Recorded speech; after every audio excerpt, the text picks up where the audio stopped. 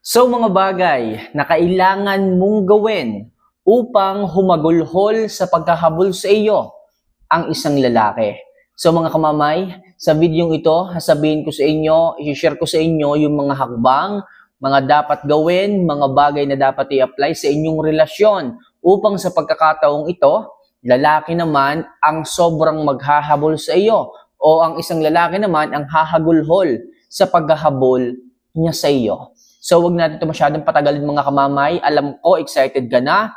Alam ko, gusto mo nang malaman tong mga dapat gawin. Kung paano ba uumpisahan ng isang lalaki naman ang lubhang maghahabol sa iyo. So, number 1. Kung sinaktan o niloko ka, subukan mong 3 to 4 days bago magparamdam. Tandaan niyo mga kamamay, hindi po biro ang saktan ng isang lalaki. Lalo na kung sobrang laki nung nagawa niyang kasalanan sa iyo, kung niloko ka, kung nagtaksil siya sa iyo, bakit hindi mo subukan na 3 to 4 days o po pwede rin i-extend ng 1 linggo bago ka magparamdam sa kanya.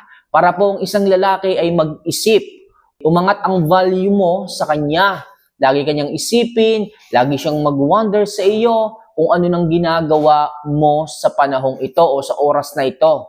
So, tataas talaga yung pag-iisip ng isang lalaki, lalo na kung halimbawa sinasabi niya palagi na, sorry babe, hindi ko sinasadya.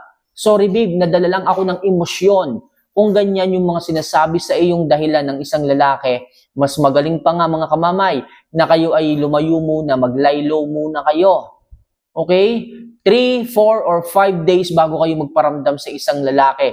Para sa ganon, mapagnilay-nilayan ng isang lalaki kung ano ba talaga ang nangyari sa inyong relasyon, kung ano ba talaga ang ginawa niyang kasalanan sa iyo. Lubos na magsisisi yan. Possible, maaari pa yung lumuhod sa iyo, humagulhol sa pag-iyak, pagmamakaawa para lamang patawarin mo. Talagang isipin ka niya, ilang araw ba naman yung palilipasin mo? Okay? So, kung lalo na kung mahal na mahal ka niya, kung talagang nadala lang talaga siya ng emosyon, baka nga puntahan ka pa niya sa inyo, sa bahay ninyo para lang talagang sincerely magmakaawa sa iyo.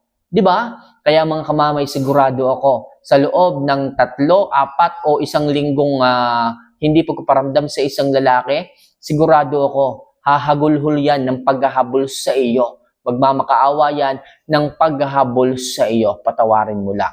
So kaya advice ko mga kamamay, huwag kayo masyadong marupok. Tiisin ninyo, kayanin ninyo ang tagal. Alam ko mahal niyo yung isang lalaki, pero kailangan nating turuan ng leksyon.